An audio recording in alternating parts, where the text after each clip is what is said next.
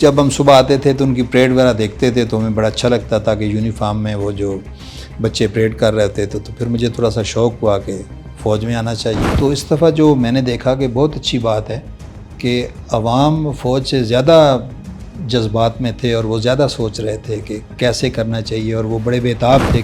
دیکھیے جی، جنگ میں تو بہت مشکل مراحل سے گزرنا پڑتا ہے. ہر ایک کا عزیز کسی نہ کسی کا کوئی نہ کوئی فوج میں ہوتا ہے، تو وہ سارے لوگ ہی جو ہے نا متاثر ہو رہے ہوتے ہیں اور سارے لڑ رہے ہوتے ہیں کہ اس طرح کوئی عہدہ نہیں ہے اور اعزاز جو ہوتا ہے وہ آپ سے واپس نہیں لیا جاتا. تو ایسا نہیں ہے کہ ایک دفعہ بات ختم ہوگی تو پھر کل شروع ہو جائے. سر، فوج کی سخت نوکری ہوتی ہے اور اس کے علاوہ شاعری کرنا اسی حالات میں، اسی دوران میں، تو اس ساری چیزوں کو آپ نے کس طرح مینیج کیا؟ میر نیازی کا نام آپ نے سنا ہوگا شاعری میں، وہ بھی نیوی میں سیلر تھے. فیض احمد فیض کا نام آپ نے سنا ہوگا، وہ آئی ایس پی آر کا ایک محکمہ جو شعبہ تعلقات عامہ کا ہوتا ہے فوج میں، اس میں وہ لیفٹنٹ کرنل تھے. میں کثرت سپاہ نہ ہتھیار دیکھ کر پسپا ہوا عدو میرا کردار دیکھ کر، اور دشمن نے پیش قدمی اچانک ہی روک لی بانکے سجیلے جسموں کی دیوار دیکھ کر.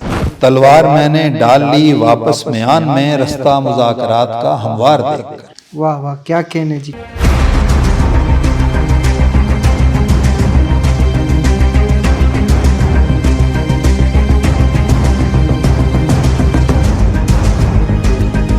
جی السلام علیکم ناظرین، آپ دیکھ رہے ہیں پروگرام تعلیم اور دنیا. میں ہوں آپ کا میزبان راجہ احسن.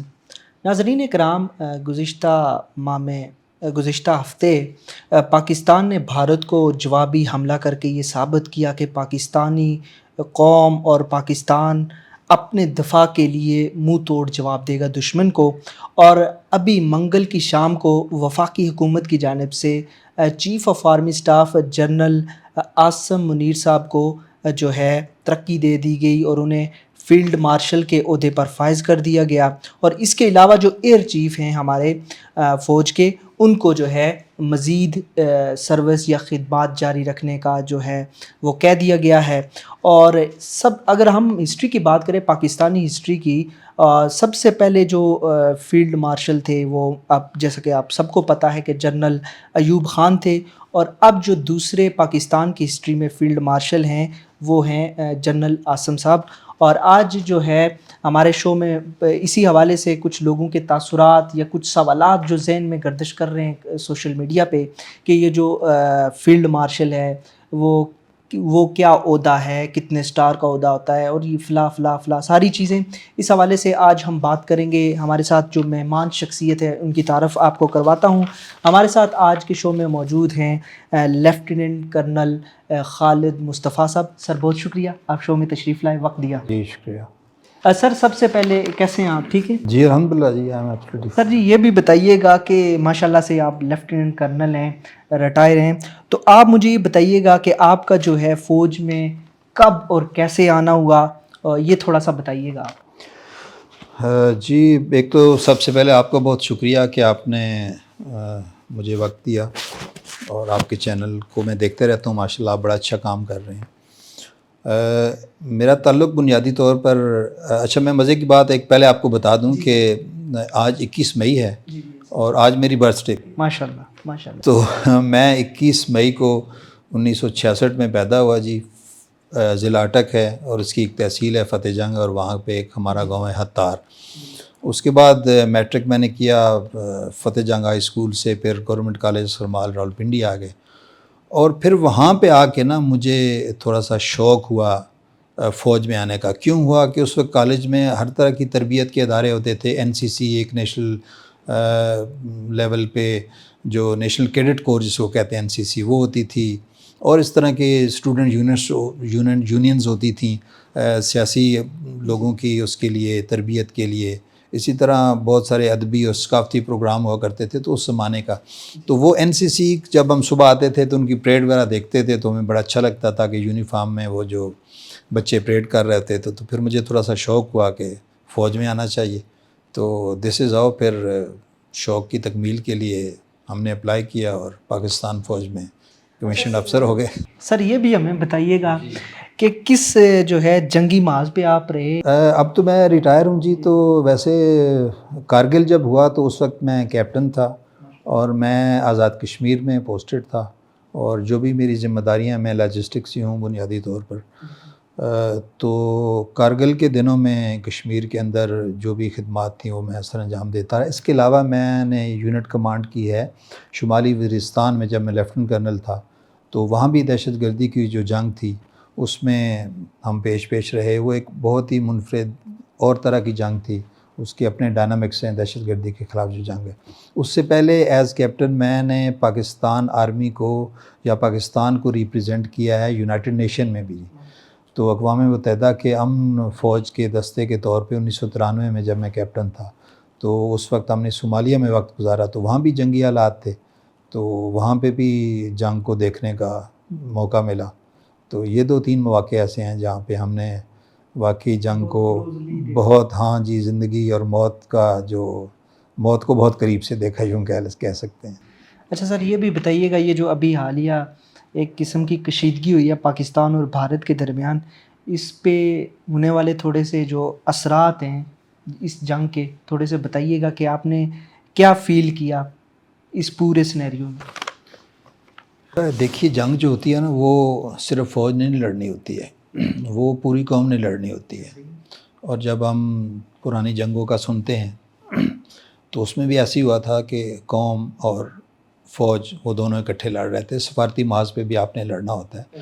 تو اس دفعہ جو میں نے دیکھا کہ بہت اچھی بات ہے کہ عوام فوج سے زیادہ جذبات میں تھے اور وہ زیادہ سوچ رہے تھے کہ کیسے کرنا چاہیے، اور وہ بڑے بےتاب تھے کہ ہم کب بدلہ لیں گے اور ہم کب. دیکھیں جنگ جو ہوتی ہے نا یہ کوئی جذبات میں اس کو کنٹرول کیا جاتا ہے. جو ہمیں سکھایا جاتا ہے، جو ہمیں پڑھایا جاتا ہے، بتایا جاتا ہے کہ آپ نے اپنے غصے پہ کنٹرول رکھنا ہے جنگ کے دوران، اور آپ نے اس موقع کی تلاش میں رہنا ہے کہ کب آپ نے وار کرنا ہے. تو آپ نے دیکھا کہ ہر بندہ کہہ رہا تھا کہ جی ہم کیوں نہیں وار کر رہے. تو ہر چیز کا ایک وقت ہوتا ہے، اور اصل میں جنگ جو ہوتی ہے یہ ہے ہی اعصاب پہ آپ نے کنٹرول رکھنا ہوتا ہے. یہ آپ کے نروز کا ٹیسٹ ہوتا ہے، آپ کے اعصاب کا ٹیسٹ ہوتا ہے. تو وہی ہم نے کیا اور الحمدللہ بہت اچھے طریقے سے کیا. اور اس کی گواہی ہم سب دے سکتے ہیں. ایون کہ جو انٹرنیشنل میڈیا ہے اس کو آپ نے دیکھا، آج کل تو سوشل میڈیا کا دور ہے اور انٹرنیشنل سطح پہ ہر چیز بڑی واضح ہوتی ہے. تو آپ نے دیکھا کہ کئی ممالک کی میڈیا جو ہے انہوں نے بتایا کہ کیا ہو رہا ہے. سر یہ بھی ہمیں بتائیے گا کہ جنگ کے دوران کون سے زیادہ مشکلات ہوتی ہیں اور کون سے مراحل سے گزرنا پڑتا ہے؟ ظاہر آپ نے فیس کیا ہے یہ سارے معاملات، تو یہ بتائیے گا کہ کن مراحل سے گزرنا پڑتا ہے؟ دیکھیں جی جنگ میں تو بہت مشکل مراحل سے گزرنا پڑتا ہے. اور ہماری جب ہم حالت جنگ میں ہوتے ہیں نا تو دیکھیں ہم تو ہوتے ہی ہیں، پوری عوام ہمارے ساتھ ہوتی ہے، اور ہماری بالخصوص ہماری فیملیز جو ہوتی ہیں وہ بھی سفر کر رہی ہوتی ہیں. اسپیشلی جب میں آپ کو بتاؤں وزیرستان میں تھا تو وہاں پہ جو دہشت گردی کی جنگ تھی جو ہم پر مسلط کر دی گئی ہے، تو اس کے اندر پشاور میں میری فیملی تھی. ایون کہ میری مسز شی گاٹ انجرڈ، ایک بم دھماکے میں وہ زخمی ہوئیں. میرے بچے جس اسکول میں پڑھتے تھے وہاں پہ دھماکہ ہوا. تو یہ پوری ہم نہیں لڑ رہے ہوتے ہیں، اس میں پوری عوام جتنے بھی ہوتی ہے سب بھی لڑ رہے ہوتے ہیں. ہر ایک کا عزیز کسی نہ کسی کا کوئی نہ کوئی فوج میں ہوتا ہے. تو وہ سارے لوگ ہی جو ہے نا متاثر ہو رہے ہوتے ہیں اور سارے لڑ رہے ہوتے ہیں. تو بس اللہ کرے کہ جنگ جو ہے نا جی کسی پر مسلط، جب ہم پر ظاہر ہے کس کو کون خوشی سے جنگ کرتا ہے، ٹھیک، لیکن جب جنگ آپ پر مسلط کر دی جاتی ہے تو پھر تو کوئی چارہ نہیں ہے. پھر اللہ اکبر کہہ کے تو آپ نے دیکھ ہی لیا ابھی جو ریسنٹ فیوچر میں جو ریسنٹ پاسٹ میں ہوا ہے مئی میں. اچھا سر جی یہ بھی بتائیے گا، یہ ابھی منگل کی شام کو جو ہے جنرل عاصم منیر صاحب کو فیلڈ مارشل کے عہدے پر ترقی دے دی گئی، اس کو آپ کیسا دیکھتے ہیں؟ اور بہت لوگوں کے اندر یہ کنفیوژن ہے کہ یہ جو فیلڈ مارشل کا عہدہ ہوتا ہے، تھوڑا سا ہمیں یہ بتائیے گا، لوگوں کو نہیں پتہ کہ اس کے اندر کیا کیا شرائط اور ضوابط ہیں، یہ کیا کیا ہوتا ہے، کوالیفیکیشن کیا ہونی چاہیے؟ دیکھیے بنیادی طور پر تو فیلڈ مارشلز کی جو ہسٹری ہے نا جی وہ انڈیا پاکستان کے علاوہ باقی ممالک میں بھی فیلڈ مارشلز بنے ہیں، یہ کوئی نئی بات تو ہے نہیں. اور اس کے لیے جو اہلیت ہے، جو اس کی کوالیفیکیشن ہے وہ یہی ہوتی ہے کہ جب بھی کوئی غیر معمولی کارکردگی کا مظاہرہ کرتا ہے کسی بھی جنگ میں کوئی بھی سپہ سالار، تو اس کو آپ فیلڈ مارشل کو عہدہ دے دیتے ہیں، جیسے پہلے جنرل ایوب خان کو دیا گیا تھا۔ بلکہ یہ میں تھوڑا سا واضح کر دوں کہ وہ پھر بھی تھوڑا سا ڈسپیوٹڈ تھا، کہ اس وقت وہ چونکہ خود ہی صدر پاکستان بھی تھے، اور صدر پاکستان جو ہوتا ہے وہ فورسز کا سپریم کمانڈر ہوتا ہے، تو وہ خود ہی تھے۔ لیکن ابھی تو حالات بالکل اور ہیں، ابھی تو جنرل عاصم منیر جو ہیں وہ تو چیف آف آرمی اسٹاف تھے، تو ایک سیاسی گورنمنٹ نے باقاعدہ ایک پروسیجر کے تحت ان کو یہ اعزاز دیا ہے، اور ہمیں میرا خیال ہے کہ ویلکم کرنا چاہیے، کیونکہ ہم سب نے دیکھا، ہماری نئی نسل نے دیکھا کہ کس طریقے سے انہوں نے دلیرانہ طریقے سے دیکھیں ایکشنز ہوتے ہیں نا، آپ نے اپنے کس طریقے سے آپ نے بیہیو کرنا ہے جنگ میں، جیسے میں پہلے کہہ چکا ہوں کہ یہ تو اعصاب کی جنگ ہوتی ہے، تو انہوں نے بہت اچھے طریقے سے، ہماری ایئر فورس نے، ہماری نیوی نے اور بری فوج نے، تو یہ جو جنگی چالیں ہوتی ہیں وہ یعنی انہوں نے اتنی اچھے طریقے سے چلیں کہ گورنمنٹ نے کہا کہ یار یہ سپہ سالار جو ہے یہ اس کو فیلڈ ہاں یہ صلاحیت ہے کہ ان کو فیلڈ مارشل کو، اور یہ انڈیا نے بھی دیا، ان کے مانک شاہ کو ملا فیلڈ مارشل تھے، 1986 میں بھی ان کے ایک جنرل کو ملا، آسٹریا، جرمنی، بہت سارے ممالک ہیں جس میں یہ تو ایک روٹین کی بات ہے، اس میں کوئی ایک اچھی بات ہے، it should be well received. ابھی ہم نے شو کے شروع میں بھی یہ بات کی کہ کچھ لوگوں کے ذہنوں میں نا کوئی ایسی ابہام پایا جاتا ہے کہ یہ جو فیلڈ مارشل کا عہدہ ہے باضابطہ طور پر اگر یہ اسی طرح رہتا ہے یا ریٹائر ہوتا ہے یہ فیلڈ مارشل کا عہدہ لینے والی شخصیت یا نہیں، اس حوالے سے تھوڑا سا جو مسکنسیپشن موجود ہے نا سوشل میڈیا پہ، وہ ہمارے دیکھنے والوں کو تھوڑا سا آپ کلیئر کر دیں۔ دیکھیے جو فیلڈ مارشل ہے یہ ایک اعزاز ہے، جی ٹھیک ہے، یہ اس طرح کو عہدہ نہیں ہے، اور اعزاز جو ہوتا ہے وہ آپ سے واپس نہیں لیا جاتا، بالکل۔ تو یہ فیلڈ مارشل جو ہوتا ہے وہ ریٹائر نہیں ہوتا، تو خیر آپ نہیں کہہ سکتے کہ کیونکہ ظاہر ہے جو بھی سپہ سالار ہے اس نے وردی تو اتارنی، کسی نہ کسی دن ریٹائر ہونا ہے، لیکن وہ فیلڈ مارشل ہی رہے گا اور تاعمر رہے گا اس کا یہ عہدہ، یعنی وہ ریٹائرمنٹ کے بعد بھی وہ اپنے ساتھ فیلڈ مارشل ہی لکھے گا، ریٹائر نہیں لکھا جاتا اس کے ساتھ۔ تو فیلڈ مارشل تاعمر ہوتا ہے، تاحیات ہوتا ہے، اور یہ انشاءاللہ تاحیات ہی رہیں گے۔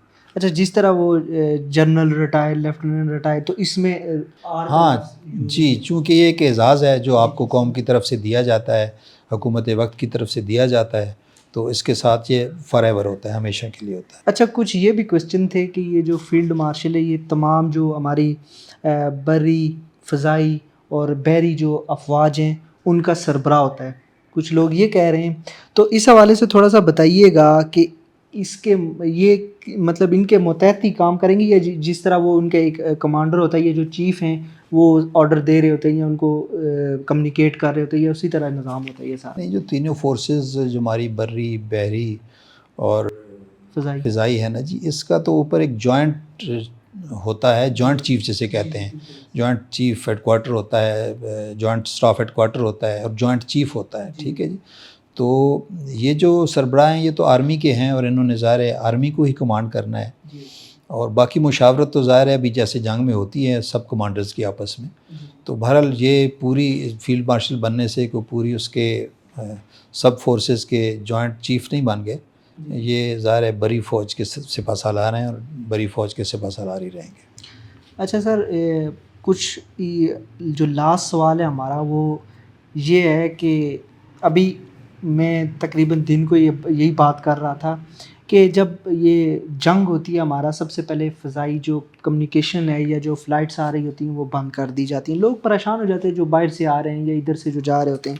تو ابھی حالیہ کشیدگی کے بعد پاک بھارت جنگ کے ممکنہ مستقبل کے بارے میں آپ کی کیا رائے ہے کہ کیا جنگ کا خدشہ ابھی بھی موجود ہے؟ کیونکہ لوگوں کے اندر ہم نے دیکھا ہے نا کہ تھوڑی بے چینی ابھی بھی ہے، شاید بھارت کل حملہ کر دے، پرسوں حملہ کر دے دوبارہ۔ اس حوالے سے آپ کیا دیکھتے ہیں یا سمجھتے ہیں؟ دیکھیے جنگ کا خطرہ تو ہر وقت ہی موجود رہتا ہے، کسی وقت بھی کچھ ہو سکتا ہے، لیکن وہ کچھ لوگ کہتے ہیں کہ جنگ اور محبت میں کوئی اصول نہیں ہوتے، ایسی بات نہیں ہے، اصول ہوتے ہیں۔ تو ظاہر ہے ہم بھی ایک سفارتی دنیا میں رہ رہے ہیں، ہم نے جیسے کسی بھی سوسائٹی میں، کسی بھی کمیونٹی میں آپ رہے ہوتے ہیں تو اس میں کچھ بڑے ہوتے ہیں، ان کی بات بھی آپ نے سننی ہوتی ہے۔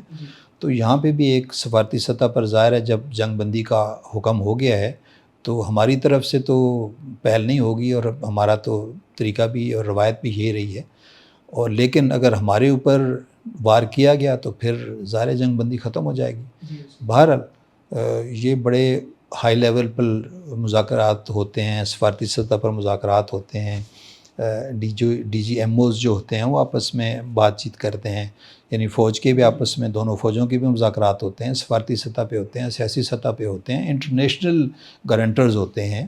تو ایسا نہیں ہے کہ ایک دفعہ بات ختم ہوگی تو پھر کل شروع ہو جائے، تو وہ سارے گارنٹرز کے موجود ہیں، اور انشاءاللہ فی الحال تو اس کے امکانات نہیں ہیں میرے خیال میں جنگ کے۔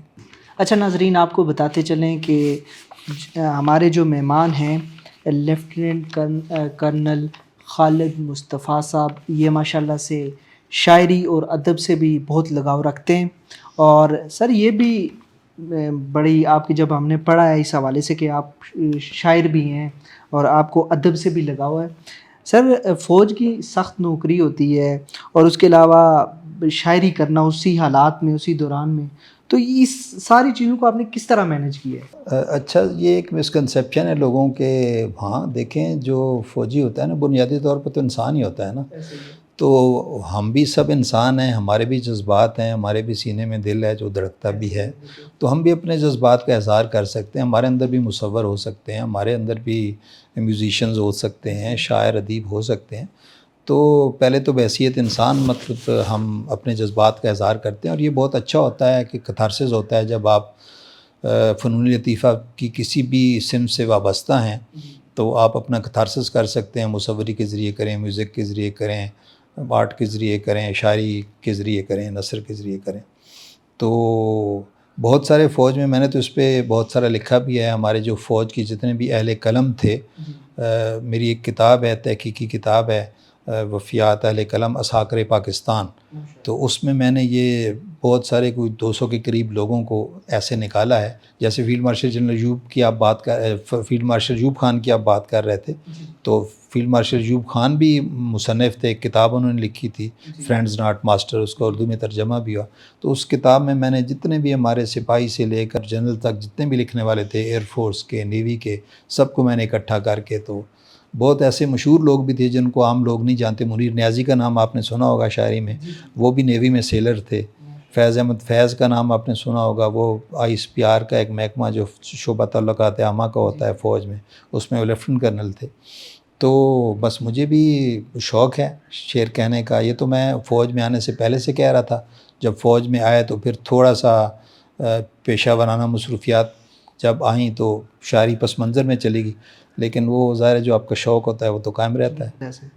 اپنا کوئی تازہ کلام سنا؟ جی بالکل، میں ابھی جو چونکہ آپ جنگ کی بات کر رہے ہیں اور ابھی جو جنگی حالات بھی گزرے ہیں، اور تو یہ ایک جو 2-3 شعر میں آپ کو سنا دیتا ہوں۔ یہ ہمارا نظریہ جنگ بھی سمجھ لیں، اور جو اسلام کا نظریہ جنگ ہے کہ جب دشمن ہاتھ کھڑے کر دیتا ہے تو پھر آپ نے اس پہ ہاتھ نہیں اٹھانا، ٹھیک ہے جی، تو پھر اپنی تلوار آپ نے واپس میان میں رکھ لینی ہے، ٹھیک ہے۔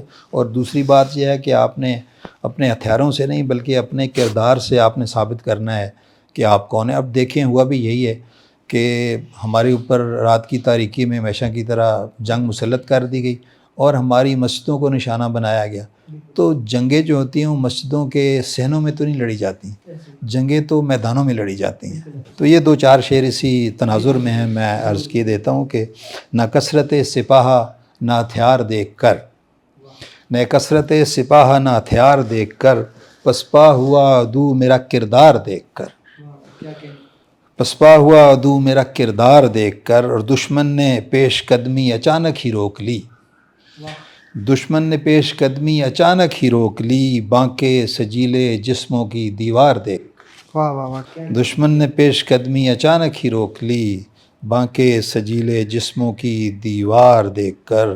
اور یہ شعر جو میں آپ کہا تھا کہ ہمارا فلسفہ جنگ ہے کہ تلوار میں نے ڈال لی واپس میان میں، تلوار میں نے ڈال لی واپس میان میں، رستہ مذاکرات کا ہموار دیکھ کر۔ واہ واہ، کیا کہنے جی۔ تو یہ اشعار تھے جی جو میں نے آپ کو سنا دیے۔